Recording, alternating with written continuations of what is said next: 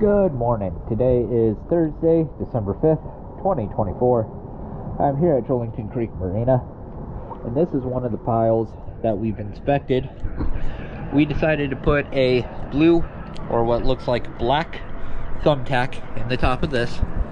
And what that means is that there is some damage that is done that is not excessive or extreme in our opinions. But we did also want to mark to make sure you guys knew that there was damage. Now this is just one of many, so they do vary, but they are all roughly around what this is. So let's go ahead and check this out.